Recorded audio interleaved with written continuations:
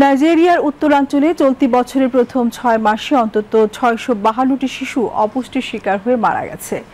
বিদেশি সহায়তা কমে যাওয়ায় এসব শিশুর প্রয়োজনীয় যত্ন নিশ্চিত করা যায়নি। প্রধানত এ কারণেই তারা মারা গেছে বলে জানিয়েছে ডক্টরস উইদাউট বর্ডার্স MSF। চিকিৎসকদের আন্তর্জাতিক সংস্থাটি এক বিবৃতিতে এই তথ্য জানায়। এতে বলা হয়, উত্তর নাইজেরিয়ায় বর্তমানে পুষ্টিহীনতার সংকট চরম আকার ধারণ করেছে। আফ্রিকা দেশটির এই অঞ্চল আগে থেকেই সশস্ত্র বিদ্রোহে জর্জরিত। বর্তমানে অঞ্চলটিতে শিশুদের পুষ্টিহীনতার সংকট আরও জটিল আকার ধারণ করেছে। চলতি বছরের জানুয়ারি থেকে জুনের মধ্যে গত ২০২৪ সালের একই সময়ের তুলনায় শিশুদের মধ্যে অত্যন্ত তীব্র ও প্রাণঘাতী পুষ্টিহীনতা ২০৮% বেড়েছে। যুক্তরাষ্ট্রের প্রেসিডেন্ট ডোনাল্ড ট্রাম্প নিজেদের বৈদেশিক ব্যয় উল্লেখযোগ্যভাবে কমিয়েছেন। তার এই সিদ্ধান্তের কারণে দেশটির আন্তর্জাতিক সহায়তা তহবিলে বড় রকমের কাটছাঁট হয়েছে।